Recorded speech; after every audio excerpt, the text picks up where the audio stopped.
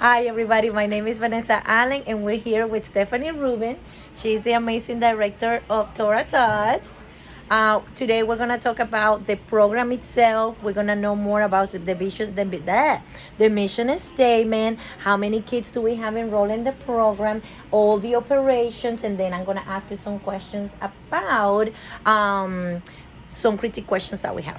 You got it. So she's eating right now because poor thing, she's been working really hard. And not only that, we had curriculum night tomorrow. So as you can see, we haven't been able to rest.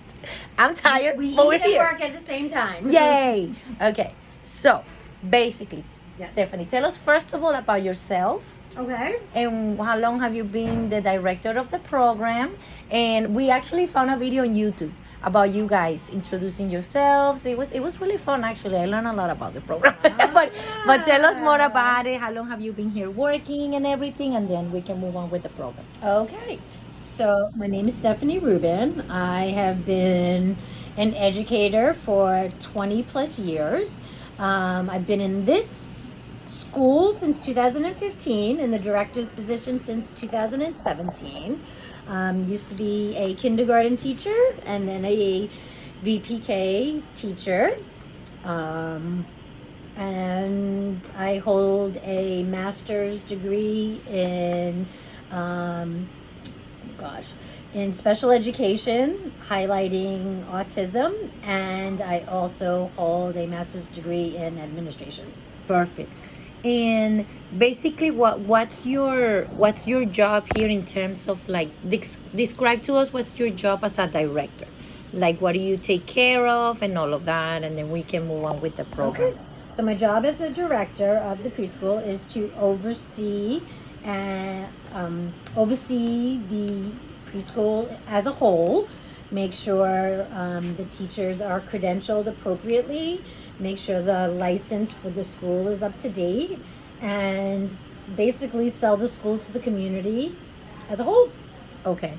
And how many children do we have in the program? We have 99 children 99 children today. Okay. And for example, I don't know if you have those numbers here, but for example, with the younger class, how many kids do we have in the baby room? How many? Okay, so in our 18-month to 2-year-old class, we have 14 children. Okay. In our 2 to 3-year-old program, I'm adding up as we go. 6 and 8 is 14, and 10, we have 24 children. Okay. In our 3-year-old program, 11 and 10 is 21, and 9 is 30. Okay. And in our VPK program, we have 30 as well. 30 as well. Okay. So how many teachers are per room? We have 2 teachers per room, and we have 2 floaters. And 2 teachers per classroom. Okay, 2 teachers per classroom. Okay. Do you, by any chance, have the mission statement? Do you remember the mission statement? I just pulled it up.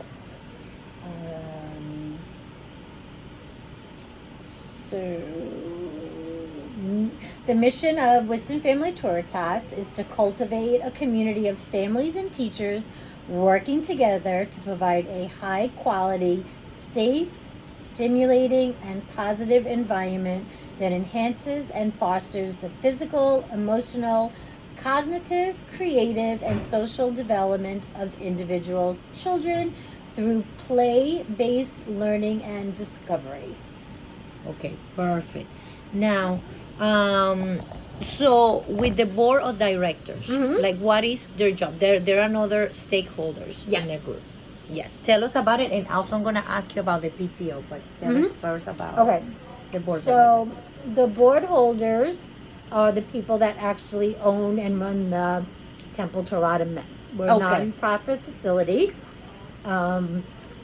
And they are the one that guide and have the bylaws that oversee the building as a whole. Okay, the building as a whole. Okay. So, for example, in terms of budgeting, let's say that you guys, for example, the new playground that we have, Yes. in order to propose that, I guess you gotta put together a budget.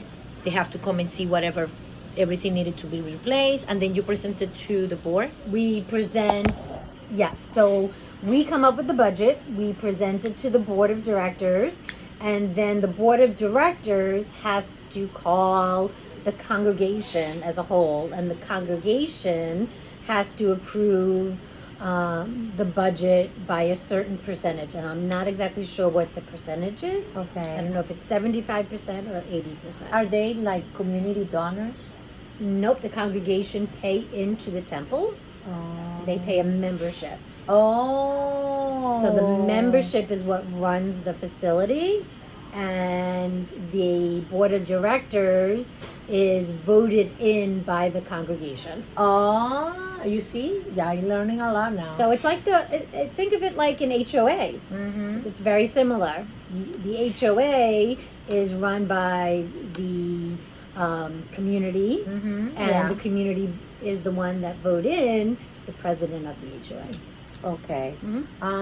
Let me see. So, you said that this is a non-profit organization. So, for example, I know that parents pay for the services, right? So, in that case, how does that work as a non-profit? Like, do we get any subsidized funding? That's what I want to talk about. Funding and all of that. Okay.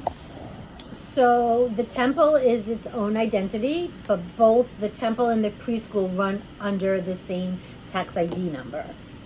So what happens is the budget for the preschool and the budget for the temple get combined. And right. So the temple earns a certain amount of money and the preschool earns a certain amount of money. But when you look at the profit and loss, it is all put together. So the temple has donors and sponsors. This preschool does not. Wow. They have their jewel program. They have different types of donors and sponsors. Okay. The preschool has a state-funded program called School Readiness, where we accept children that are sponsored by the state, and the state, depending on their income, will give that family a certain amount of money to spend towards childcare. Is that the same as the Step Up Scholarship? Nope. Step Up Scholarship is based on special needs children, not based on not income based. Okay. Okay. And you Two guys different take that identities. scholarship as well? We do. Okay. Yep. So, in terms of like you said, like funding, there's no funding. It's just subsidized by the government, right? I mean, by the state. I'm sorry. Right, and some schools accept it and some don't. Okay. We have 8 children that are what we call state-funded school readiness children, Okay. where the parents pay a portion and the state pay a portion. Ah. Every other child is private. Basically it's a private school. Okay. Okay. Okay. I'm gonna ask you some questions that I have here ready. So I gotta go to my computer. No problem. We talk about the last interview that we had. We talk about the source of motivation and power. Now I'm gonna ask you source of knowledge. So who? Let me put my face here. Sorry. No problem. Who is involved in the program as an expert? Like, who is the expert of the program? So the expert of the program. So Of the curriculum. Yeah. Right. So Debbie and myself are who oversee the program. So we are the ones that really are known as the experts of the program. We are the ones that go to the board with the knowledge. We fill them in on whatever they are not knowledgeable on. Okay. And in turn, we are the ones that provide training for our teachers, and each teacher has to have 25 hours a year in training that we have to provide to the state, and Debbie and myself are the ones qualified to do that training. Okay.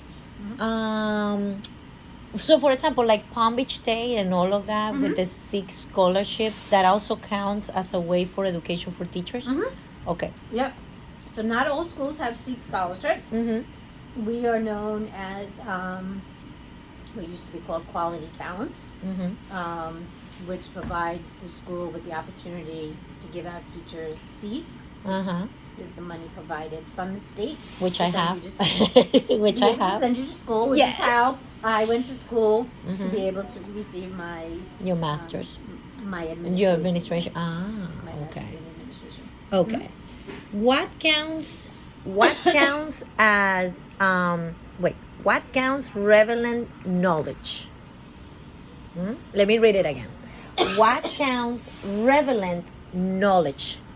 Yeah, knowledge. Relevant knowledge. Yeah. What counts as something that, to me, that's the way I understand it. What counts as something that is relevant in knowledge for you? Like, I guess, with the program. Relevant in knowledge. I'm not exactly Let me ask you understanding. another one. Okay. What is what is assumed to be the warrantor of success? The warrantor of success Mhm. is how your parents view your program.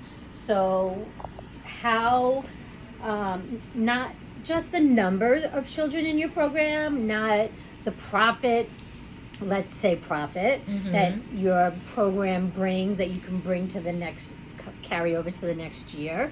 It is actually how the community looks at you, how the community views you, how the community as a whole